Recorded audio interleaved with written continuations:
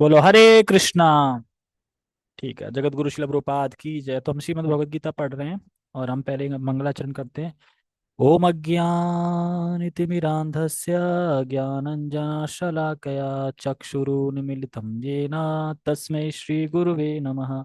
श्रीचैतन्यमनोभीष्टं स्थापितं येन भूतले स्वयं रूपः कदा मह्यं ददाति स्वपदान्तिकम्।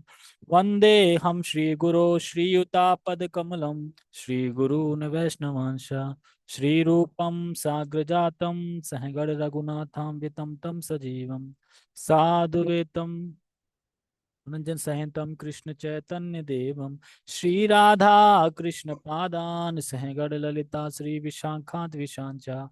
हे कृष्ण करुणा सिंधु दीनबंधो जगतपते गोपेश गोपिका कांता राधा कांता नमस्तते। तप्त कांचन गौरांगी राधे वृंदावनेश्वरी वृषभानुसुते देवी प्रणमामि हरिप्रिये। वाञ्छाकल्पतरुभ्यश्च कृपा सिंधु एव च पतितानां पावनेभ्यो वैष्णवेभ्यो नमो नमः। जय श्री कृष्णा चैतन्य प्रभु नित्यानंद श्री अद्वैत गदाधर शिवासादि गौर भक्त वृंद। हरे कृष्णा कृष्णा कृष्णा हरे हरे हरे राम राम राम हरे हरे। रामाय रामभद्राय रामचंद्राय रघुनाथाय नाथाय सीताय पते नमः। नमो विष्णुपादाय कृष्णपृष्ठाय भूतले श्रीमते भक्तिवेदांत स्वामिनि इति नामिने। नमस्ते सारस्वते देवे गौरवाणी प्रचारिणे निर्विशेष शून्यवादी पश्चात देशतारिणे। हरे कृष्णा। देखिए आज क्या हुआ। एक व्यक्ति आया, उसने कहा कि मुझे ये भगवत गीता हिंदी में है या संस्कृत में है। मैंने कहा दोनों में है, हिंदी प्लस संस्कृत। संस्कृत तो होता है हर गीता में, और ये ट्रांसलेट इसका हिंदी में है। कह रहे मैं मछली वगैरह खाता हूँ, तो क्या मैं इसे पढ़ सकता हूँ। तो आप लोगों का क्या जवाब है? हम्म। हाँ, तो आप ही की बात को मैंने दोहराया वहां पे, हाँ पढ़ सकते हैं। ठीक है। तो कह रहा कि कैसे भी पढ़ सकते हैं। मैंने कहा इतना तो भारत में कल्चर है कि जब भी हम कहीं से आते हैं या कुछ, तो हाथ जरूर धोते हैं। तो हाथ धो के पढ़ना है। मतलब आप जैसे मीट ईटिंग करी आपने, तो मीट ईटिंग के बाद आप हाथ धो लो और खा लो। अगर आप फ्रेश होने गए हो तो नहा लो, है ना। अपवित्र रहता ना शरीर, तो नहा लेना चाहिए। मैंने कहा भगवान की बाणी इतनी शुद्ध है कि अशुद्ध कोई चीज हो ही नहीं सकती। इतनी इतनी ये शुद्ध है, मतलब इसमें इतनी पोटेंसी है शुद्ध करने की। आप कितने भी गंदे हो तो ये आपको शुद्ध कर देगी।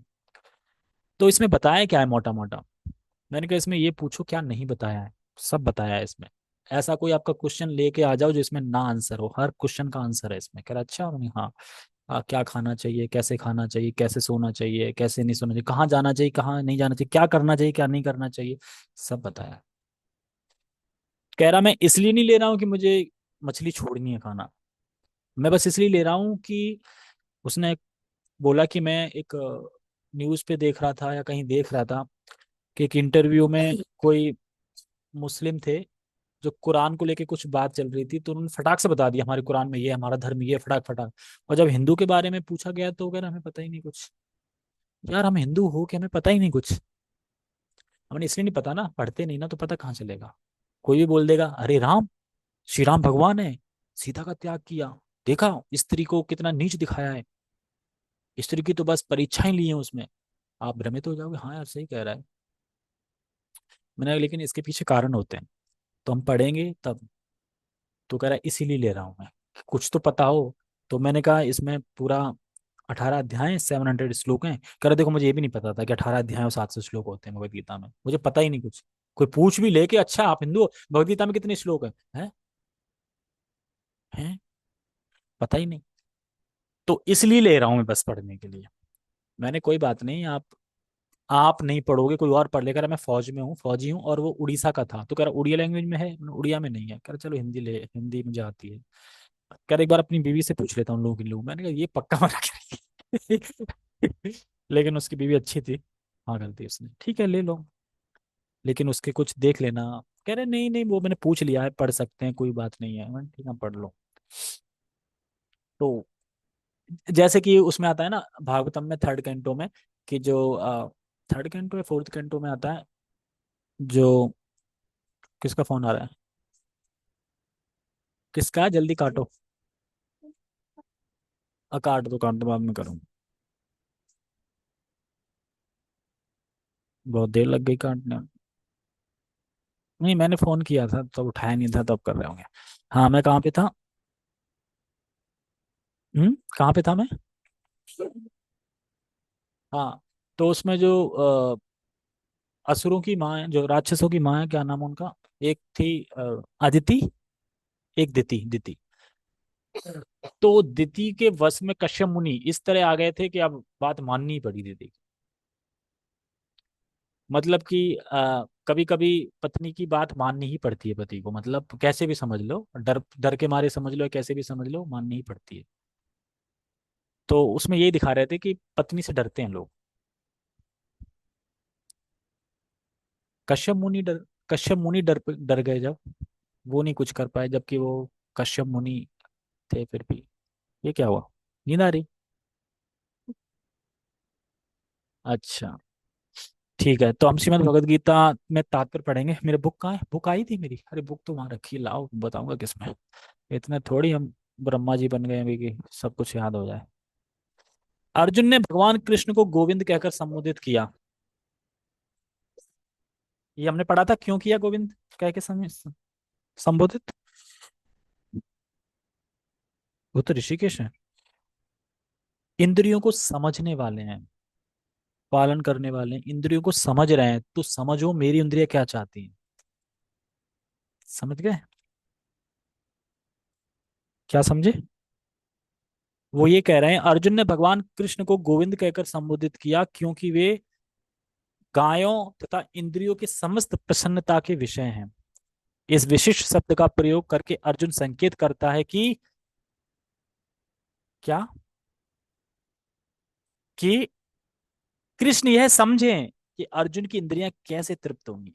देखो, गोविंद सबकी इंद्रियों को तृप्त करते हैं, गायों की, सबकी। तो आप मेरी इंद्रियों को भी तृप्त करिए, क्योंकि आप जानते हैं मेरी इंद्रियां क्या चाहती है। कहते हैं ना, मन की बात समझ लो ना। और तुमने मेरी मन की बात समझ ली, वाह। कभी कभी खुश हो जाते हैं ना लोग, जब जब मन की बात कोई, जैसे आपके मन में कुछ चल रहा है वही कर दे वो, तो यार मैं यही सोच रहा था। तो इसी प्रकार से अर्जुन भगवान से कह रहे हैं कि मेरी इंद्रिय तृप्त कैसे होंगी, इस तरीके से। लेकिन ये गलत है। हम गोविंद से नहीं बोल सकते कि आप मेरी इंद्रियों की तृप्ति करो। हमको गोविंद की इंद्रियों को तृप्त करना है, यानी हमें गोविंद को तृप्त करना है। हम उनको तृप्त करने के लिए बने हैं, ना कि वो हमें तृप्त करें, हम इसके लिए बने हैं। हम भगवान की सेवा करने के लिए बने हैं ना, कि हम भगवान से सेवा लेने के लिए बने हैं, सेवा करने के लिए बने हैं। तो इसीलिए यहाँ पे बता रहे, एक तो बता रहे हैं यहाँ पे कि मेरी इंद्रियों में जो भी चल रहा है, तो वो आप बस कर दो पूरा, बस बोल दो मुझसे कि अर्जुन अब युद्ध नहीं करते हैं, अब हम वन में चलते हैं। तो इसीलिए शिला प्रभुपाद जी यहाँ पे बता रहे हैं, ऐसा नहीं है। कैसा है? ऐसा है, किंतु गोविंद हमारी इंद्रियों को तुष्ट करने के लिए नहीं है।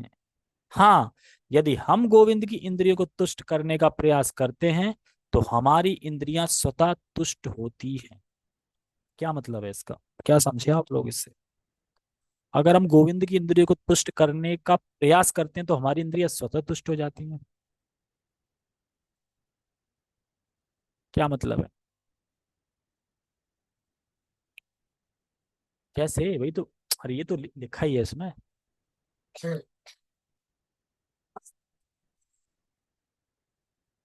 हाँ,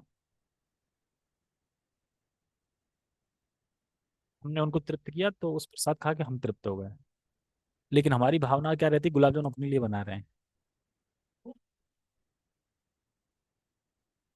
कोई उदाहरण से, और कोई उदाहरण याद आ रहा है?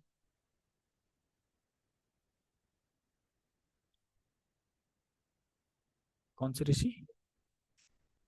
अच्छा हाँ, भगवान ने चावल का टुकड़ा खा लिया था, तो भगवान जब तृप्त हो गए तो सारे ऋषि तृप्त हो गए थे। अ, दुर्वासा मुनि दूरबास बना रहे हैं उनसे भाई। दुर्वासा मुनि बड़ा डेंजरस वो है मुनि, वो क्रोधित बहुत जल्दी हो जाते हैं। देखो, ये ब्रह्मांड, ये भौतिक जगत प्रतिबिंब बताया गया है।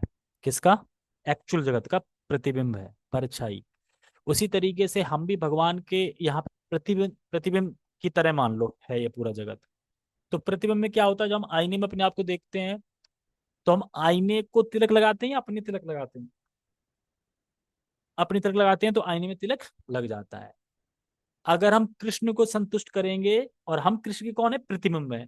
जब कृष्ण संतुष्ट होंगे तो उसका प्रतिबिंब अपने आप संतुष्ट होगा कि नहीं होगा? यहाँ पे तिलक लगा तो वहां भी लग गया सामने। ऐसे ही कृष्ण को संतुष्ट किया तो हम अपने आप संतुष्ट हो गए। जैसे सभी इंद्रियां कार्य करती हैं पेट के लिए, करती है ना, खाना लाती है तो पेट में डालती है, और फिर भी हाथ सब खुश रहते हैं एकदम। जबकि सारा काम कर रहे हैं हाथ पैर, मुंह चबा रहे हैं, लील रहे हैं, और पेट आनंद से मजे ले रहा है, सब कुछ तो उसी में जा रहा है ना, पेट में। तो भक्त भगवान कृष्ण की प्रसन्नता के लिए, तो भक्ति भगवान कृष्ण की प्रसन्नता के लिए हमें करनी है, ना कि अपनी प्रसन्नता के लिए। कह रहे हैं ना, अगर भगवान कृष्ण को संतुष्ट करेंगे तो हम अपने आप संतुष्ट हो जाएंगे। तो अब हम भक्ति किस लिए करेंगे? अपनी संतुष्टि के लिए। फिर ये बात कभी ना, आज जब में मन नहीं लग रहा है, यानी हम अपने लिए जपा कर रहे हैं। फिर जपा किसके लिए करना है?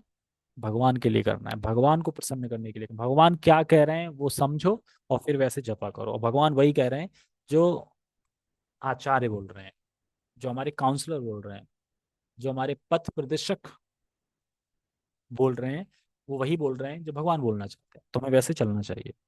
तो क्या बोल रहे हैं? जाओ बाहर और गीता बांटो, ये बोल रहे हैं। लेकिन हम नहीं चिकेंगे, हम रजाई में बैठे रहेंगे। नहीं, कंबल में बैठे रहेंगे। मैं तो वैसे इनकी बड़ा याद आ रही, ग्वालियर में मोहन प्रभु जी लेक्चर दे रहे थे, विकी प्रभु रजाई में बैठे थे। कब तक बैठे रहोगे रजाई में, निकलो रजाई से। मुझसे मुझे देख रहे हैं क्या? उसके बाद तुषार प्रभु कह रहे, अरे मैं चला गया था, पीछे करो पीछे करो, वो रजाई में बैठ गए। कब तक बैठे रहोगे रजाई में, निकलो फिर। मुझे देख के बोल रहे हैं। ओ लेक्चर ऐसे बोल रहे थे कि निकल जाओ, ये मत सोचो कितनी गीता होंगी कितनी गीता होंगी, जो भी मिले उसे थमा दो हाथ में गीता। तो मोहन को प्रभु जी का अगर कोई लेक्चर सुन लेगा तो भले ही कि गीता ना हो, पर वो सामने आ जाएगा गीता करने के लिए, वो वहीं से स्टार्ट कर देगा, मंदिर से ही, रोड से ही। ऐसा लेक्चर देते हैं। इसीलिए गीता मैराथन में उनके लेक्चर में अगर चले गए ना, तो फुल बैटरी चार्ज हो जाएगी। ऐसा बोलते हैं, कड़क एकदम, बहुत ज्यादा। उस लेक्चर को सुनना चाहिए। कभी संडे के दिन छुट्टी हो ना, टीवी में लगा के उस लेक्चर को सुनना, उस वाली लेक्चर को। आप लोग क्या बोल रहे हैं। और तुरंत आप क्या करोगे, फिर लेक्चर के बाद टीवी बंद करोगे, बैग उठाओगे, बुक्स रखोगे, सब काम छोड़ के सीधा लाल किला पहुंच जाओगे। नहीं, दिन में, ला रात को नहीं जाओगे ना, वो उसमें बोल भी रहे हैं ना, दिन में नहीं, दिन में जाना है, रात में नहीं जाना है। निकल जाओगे बाहर। बाहर नहीं निकलोगे तो बदरपुरी चले जाओगे। लोगों की भीड़ की कमी है क्या? हर जगह तो लोग भीड़ भरी है। ठीक है। तो यही यहाँ पे बता रहे हैं कि हम अपने को प्रसन्न करने के लिए नहीं कर रहे हैं, भगवान को प्रसन्न करने के लिए कर रहे हैं। तो इसीलिए जब भी हम जपा कर रहे हैं तो हम इस इंटेंशन से करें कि ये कृष्ण को प्रसन्न करने के लिए मैं कर रहा हूँ। जैसे हाथ अपने पास कुछ नहीं रखता है, सीधा पेट को दे देता है, पर हाथ पुष्ट रहता है। तो कृष्ण को प्रसन्न करो, संतुष्ट रहोगे, और हम अपने आप ही मतलब संतुष्ट रहेंगे। तो हमें भक्ति कृष्ण को प्रसन्न करने के लिए करनी है। ठीक है। कहाँ पे थे? हाँ। हाँ, ये तो पढ़ लिया, ठीक है। भौतिक दृष्टि से प्रत्येक व्यक्ति अपनी इंद्रियों को तुष्ट करना चाहता है। भौतिक दृष्टि से, ये तो अभी स्पिरिचुअल दृष्टि चल रही थी, अब ये भौतिक दृष्टि बता रहे हैं कि लोग क्या सोच रहे हैं, लोग क्या देख रहे हैं। तो प्रत्येक व्यक्ति अपनी इंद्रियों को तुष्ट करना चाहता है। आंख को तुष्ट कैसे करेंगे? देख के। क्या? रील। और कैसे करेंगे? हाथ को कैसे करेंगे इंद्रिय तृप्ति? छू के। छू के, या फिर मतलब कोई भोग का कार्य करके, इस तरीके से। तो ये सारी इंद्रियां इंद्रिय तृप्ति है। इंद्रिय तृप्ति मतलब जो इंद्रियों को अच्छा लग रहा है, उसको इंद्रिय तृप्ति बोलते हैं। भौतिक। हाँ, तो इंटेंशन क्या है देखी जाएगी ना। आप अपनी इंद्रिय तृप्ति के लिए गुलाम उठा रहे हैं कि भगवान का प्रसाद समझ के उठा रहे हो? तो वो इंद्रिय तृप्ति थोड़ी होगी, तो वो सेवा होगी ना। आप सेवा कर रहे हो। अल्टीमेट वही कैसे रहा, दोनों चीज हो रही ना, खा तो प्रसाद भी रहे हैं और खा बिना प्रसाद भी रहे हैं लोग। खा तो दोनों ही रहे ना, अलग अलग नहीं हो गया, कोई प्रसाद खा रहा है एक प्रसाद नहीं खा रहा है। यहाँ पे भौतिक दृष्टि से बोला तो जा रहा है, यहाँ पे आध्यात्मिक दृष्टि की बात तो ऊपर होगी ना, हमें कृष्ण को संतुष्ट करना है, भौतिक दृष्टि है। वैसे तो बेसन के लड्डू बने हैं ना, गुलाब जामुन कहाँ बने जो खाओगे। कोई नहीं, बचेंगे तो कुछ प्रभु जी को दे देंगे और कुछ क्लास में बांट देंगे अपने। और चाहता है कि ईश्वर उसके आज्ञा पालक की तरह काम करें, बताओ, अपनी इंद्रिय को तुष्ट करना चाहता है और चाहता है कि ईश्वर उसके आज्ञा पालक की तरह काम करें। भगवान, मुझे एक कार दे दो, एक एक बंगला दे दो, ये दे दो, आंख बंद करके बोलता रहेगा, सामने कौन खड़ा है पता नहीं।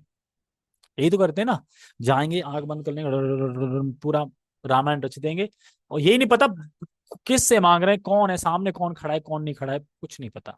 पता चलिए अल्टर बंद हो गया था तब, पर्दा लगा था वहां। अरे खोल के पहले भगवान की हमें ग्लोरिफिकेशन करनी चाहिए, ग्लोरिफिकेशन के बाद फिर अपने आप को धिक्कारना चाहिए, भगवान की, वहां पे भगवान की जय जयकार बोलनी चाहिए, मतलब अपनी पराजय भगवान की जय। फिर भगवान इसमें आएगा भी, अपने आप ही जो आपको चाहिए वो दे देंगे।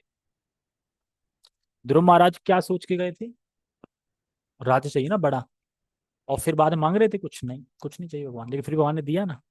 सुदामा गए थे, कुछ था कि नहीं था मन में कि कुछ मिल जाए, मैन इंटेंशन यही थी ना, चलो मिल भी लूंगा, पत्नी कह रही है पीछे पड़ी है तो चलो देखते हैं कुछ, और फिर बाद में सोच भी रहते यार कुछ मांगा नहीं मैंने, कुछ दिया भी नहीं उनने, और क्या दे दिया उनने, कुछ भी नहीं सकते, लेकिन वैसे तो वो तो वैराग्य में थे, वो तो उसको स्वीकार भी नहीं किया, मतलब वो तो अलग अपने वैसे ही रह रहे थे, लेकिन उसकी पत्नी बड़ा खुश हो गई थी। तो माताएं बड़ा खुश हो जाती हैं जब घर अच्छा हो, सोना चांदी हो, ये सब चीजें हो, है ना, तो अच्छा लगता है। भौतिक दृष्टि से प्रत्येक व्यक्ति, हाँ, आज्ञा पालक की तरह काम करें, किंतु ईश्वर उनकी तृप्ति वहीं तक करते हैं जितनी जितनी के वे पात्र होते हैं, उस हद तक नहीं जितना वे चाहते हैं। अरे भाई कोई बंगला चाहता है तो बंगला नहीं दे देंगे भगवान, जितना उसकी योग्यता है उतना ही देंगे। वो देखेंगे कि पिछले कर्मों के हिसाब से इसके पास क्या था, क्या दे सकते हैं, और क्या इसके पास अभी योग्यता है वो लेने की, तो अप्रूवल देंगे तो मिलेगा उसको। ऐसा नहीं है कि वो जो मांगे वही मिल जाएगा। अरे मटेरियल लोगों की बात चल रही है यहाँ पे, भक्त भक्त का हो रहे थे। मटेरियल लोग मतलब जिनको कृष्ण से कोई मतलब नहीं है, जो भक्ति तपस्या कुछ नहीं है उनके जीवन में। यहाँ पे देखो क्या कह रहे हैं, यहाँ पे देखिए बात है भौतिक दृष्टि से, ठीक है, तो भौतिक दृष्टि से बात चल रही है कि ईश्वर उनकी तृप्ति वहीं तक करते हैं जितनी के वे पात्र होते हैं, जितना उनके बैंक में पैसा होगा उतना ही तो देंगे ना भगवान, तो बस उतना ही देते हैं, जितना वो मांग रहा है उतना नहीं देते हैं।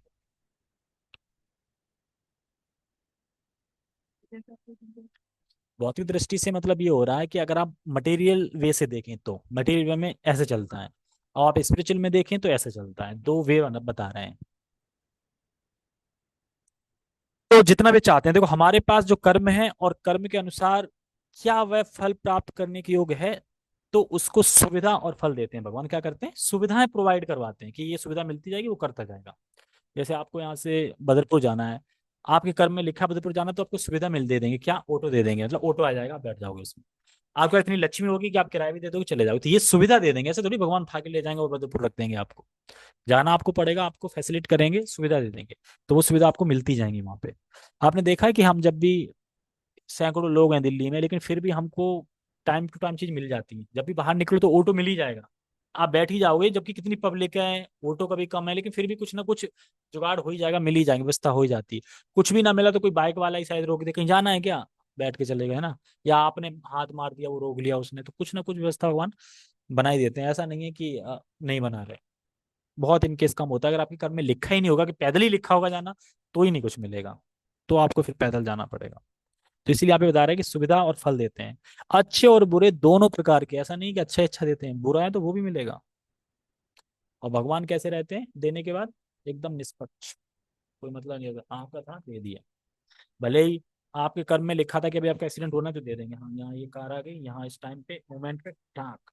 भगवान को कोई दर्द नहीं हो रहा है इससे कि अरे एक्सीडेंट हो गया, भगवान एकदम अलग रहते हैं, अलग वे में रहते हैं, वो खाली फैसिलिटी कर रहे हैं, जो आपके कर्म में लिखा है वैसा दे रहे हैं। नहीं तो सोचो, 1 मिनट अगर आगे निकल जाते तो बच जाता एक्सीडेंट, 1 मिनट पीछे तो बच जाता, होता कि नहीं होता है? 1 मिनट क्या, सेकंड भी मान लो, जब टक्कर लगनी होती वहां पे तो कुछ सेकंड का ही तो फर्क होता है, कुछ सेकंड होते तो बच जाता।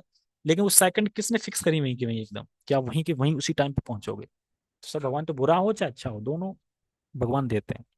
तो भगवान चाहते हैं और जो आपके कर्म है वही मिलेगा। भगवान अपने हमारे सप्लायर नहीं है कि जो आप ऑर्डर करो दे देंगे, ऐसा नहीं है। कि भगवान सेवक हैं और हमारी इच्छा पूरी करेंगे, नहीं, भगवान स्वराट हैं, स्वतंत्र हैं, वो अपने हिसाब से काम करते हैं। लेकिन वही है जिसके कर्म में जो है वो देते रहते हैं। और आपकी क्या क्या इच्छा थी पिछले कर्मों से, वो परमात्मा रूप में गाइड करते रहते हैं कि अब आप ये करो, अब आप ये करो, अब आप ये करो। सुबह जगने के बाद कौन याद दिलाता है? अब फ्रेश होने जाओ, अब नहाओ, अब माला करो, ठीक है, अब उसके बाद आरती करके प्रसाद पाओ, अब ऑफिस जाओ, अब ये जिसका जो जो काम है उसको याद दिलाते रहते हैं ना। मान लो भूल जाओ आप तो, सुबह जगे और याद ही नहीं कुछ। स्मृति और विस्मृति दोनों भगवान ही देते हैं, बुलवाते भी भगवान है, स्मृति भी भगवान ही देते हैं।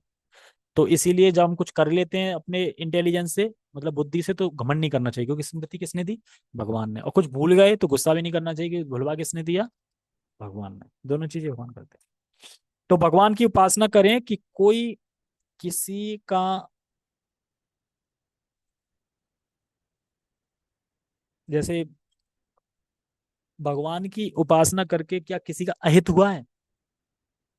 शिव जी का उपासना करके हित हो गया होगा, ब्रह्मा जी का करके होगा, पर भगवान विष्णु की उपासना करके किसका हित हो गया है? जो दिति थी वो इंद्र को मारना चाहती थी, और उसी के लिए तो उन्होंने एक पुत्र मांगा था कश्यप मुनि से। और कश्यप मुनि ने जब हाँ बोल दिया, ठीक है आप जो बोलोगे मैं करूंगा, मुझे एक पुत्र चाहिए जो इंद्र का वध करे। तो कश्यप मुनि कितने चालाक थे, विष्णु का मंत्र बता दिया। कुछ वो था ना, वो कौन सा व्रत था जो मैं बता रहा था ना, पढ़ भी रहा था शायद, पढ़ा भी था,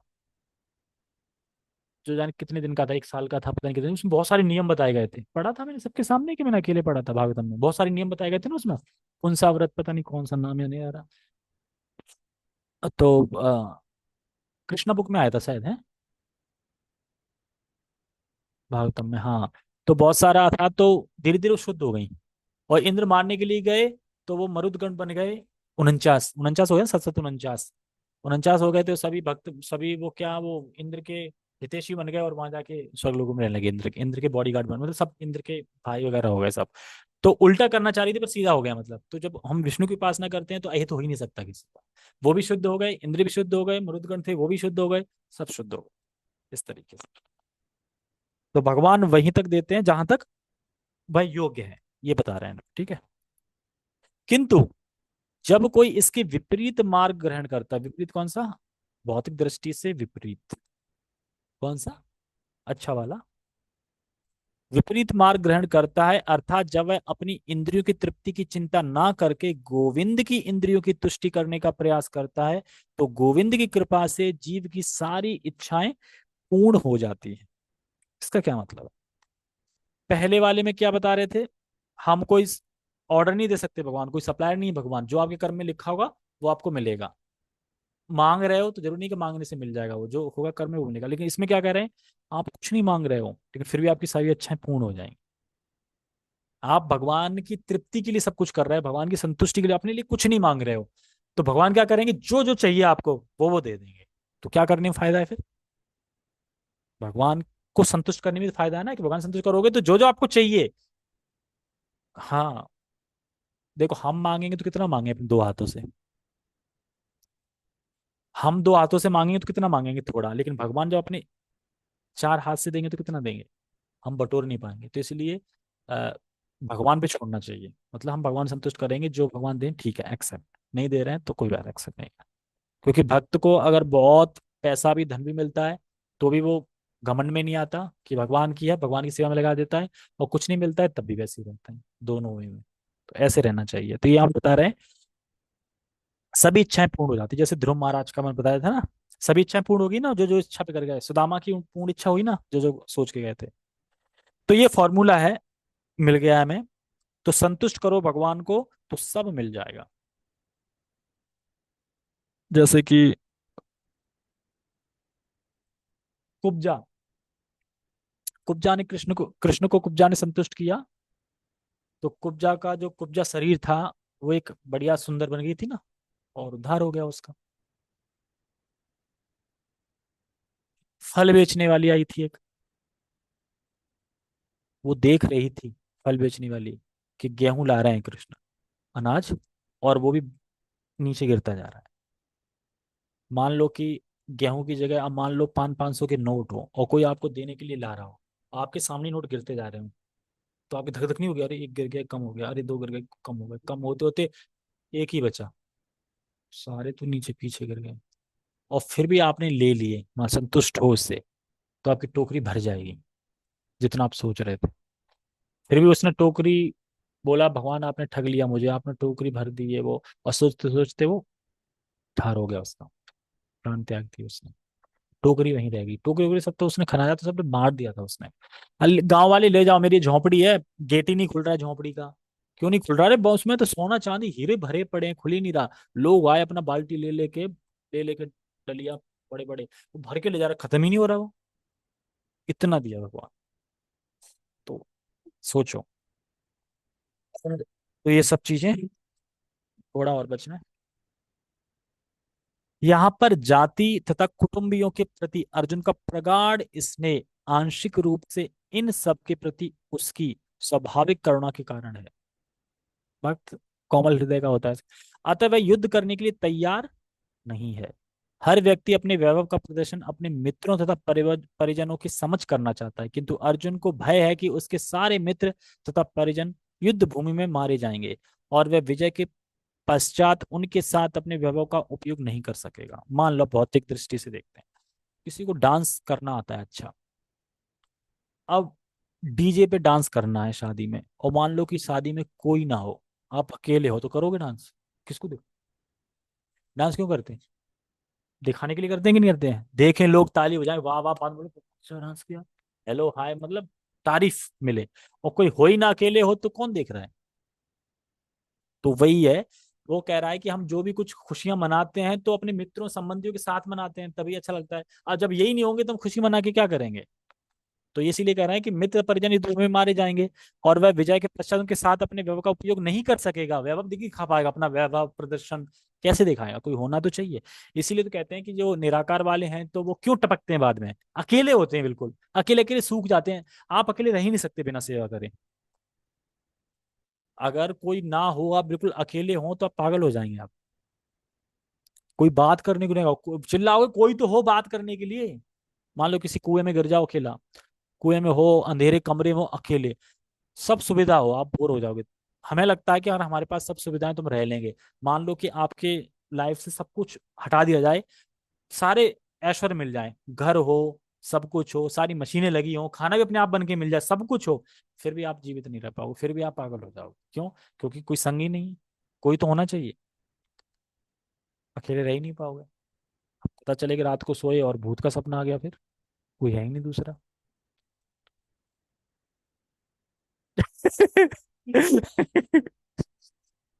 रात तो कट जाएगी, लेकिन जब रात को आंख खुलेगी तब क्या होगा? तो चिल्लाओगे ना, नहीं लगता है? मान लो हम जब कोई डर जाते हैं तो कोई हो सारा, मतलब हो कोई बगल में, तो अच्छा लगता है। अकेले हो बिल्कुल, तो आपको भागना ही पड़ेगा वहां से, आप सो नहीं पाओगे डर, अगर रात को डर गए तो। नहीं तो याद कर लो, जब गांव में सोते थे किसी मड़ैया वड़ैया में, और वहां कहीं डर गए, तो आपको भागना ही पड़ेगा वहां से, जहाँ कोई लेटा हो ना उसके बगल में बिछा के तब सो पाओगे आप। तो सोचो वो कैसे सोएगा फिर। तो इसीलिए चाहिए, इसीलिए यहाँ पे अर्जुन बोल रहे हैं, भौतिक जीवन का यह सामान्य लेखा जोखा है, किंतु आध्यात्मिक जीवन इससे सर्वथा भिन्न होता है। जो कि भक्त भगवान की इच्छाओं की पूर्ति करना चाहता है, अतः भगवत इच्छा होने पर वह भगवान की सेवा के लिए सारे ऐश्वर्य स्वीकार कर सकता है। किंतु यदि भगवत इच्छा ना हो तो वह एक पैसा भी ग्रहण नहीं करता।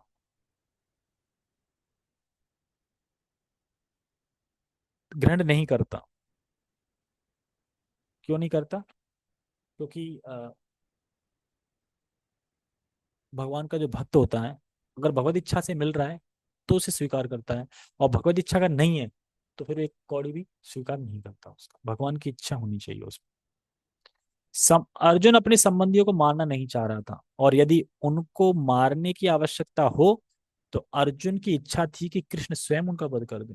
ये कौन से नाम से हो रहा है? लिंक। जनार्दन नाम से आ रहा है। जनार्दन मतलब कि आप ही जनों के पालक हैं। और जनार्दन का मतलब होता है कि आप मारने वाले हैं सबको। तो आप ही मार दो ना, आपको कोई पाप नहीं लगेगा। हाँ बोलेंगे इसमें। इस समय उसे पता नहीं है कि कृष्ण उन सबको युद्ध भूमि में आने के पूर्व ही मार चुके हैं। कब? जब चीरहरण हुआ था ना, वहीं पे सबको मार चुके थे। कब मरेंगे? भगवान ने अगर बोल दिया, संकल्प ले लिया कि मरेंगे, तो फिर मरे ही हैं फिर वो बचा नहीं सकता कोई। राखे कृष्णा मार के, मारे कृष्ण ने, मारे कृष्णा। कैसे श्लोक? राखे कृष्णा मार के, मारे कृष्णा राखे, ऐसे करके नहीं। मतलब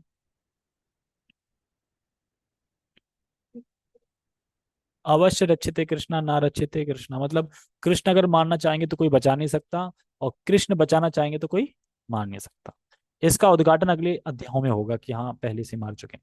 भगवान का असली भक्त होने के कारण अर्जुन अपने अत्याचारी अत्याचारी बंधु बांधवों से प्रतिशोध नहीं लेना चाहता। क्यों? भक्त था इसलिए। डरपोक नहीं था, भक्त था। और भक्त ये सब नहीं चाहता, ये खून लड़ावा ये सब। इसलिए इसलिए प्रतिशोध नहीं लेना चाहता था, किंतु यह तो भगवान की योजना थी कि उसका वध, उन सब का वध हो। भगत भक्त दुष्टों से प्रतिशोध नहीं लेना चाहते, किंतु भगवान दुष्टों द्वारा भक्त के उत्पीड़न को सहन नहीं कर पाते। भगवान किसी व्यक्ति को अपनी इच्छा से क्षमा कर सकते हैं, किंतु यदि कोई उनके भक्तों को हानि पहुंचाता है तो वे क्षमा नहीं करते। देखो, जो पांडव थे और दुर्योधन पार्टी थी, तो दुर्योधन ने बहुत कष्ट पहुंचाए थे पांडवों को। हो सकता है कि पांडव भक्त हैं तो भक्त हो सकता है माफ कर दे उनको, लेकिन भगवान माफ नहीं करेंगे। तो ये यहाँ पे बात बोली जा रही है कि पांडव तो इसलिए भक्त हैं, इसलिए कोमल हृदय है उनका, भक्त हैं, बोल रहे थे छोड़ो मैं युद्ध नहीं करना, लेकिन भगवान वध करेंगे, भगवान मारेंगे। क्यों? क्योंकि भक्त को दुख दिया है।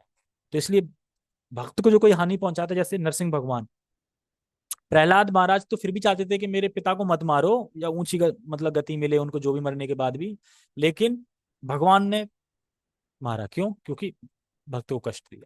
तो इसीलिए हमें भक्तों की बहुत केयर करनी चाहिए, क्योंकि भगवान अपने को तो एक बार क्षमा कर देंगे, भगवान के प्रति कुछ कर दिया तो कर देंगे, भगवान के भक्तों यानी वैष्णव अपराध, इसीलिए वैष्णव अपराध सबसे इंपॉर्टेंट माना गया है ना।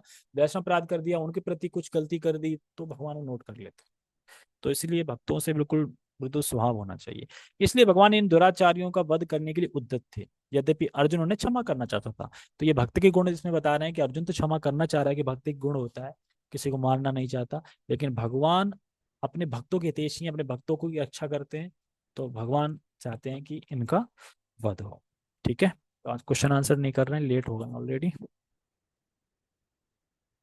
हाँ, और क्या। ठीक है, शिवदयाल प्रभु सावित्री।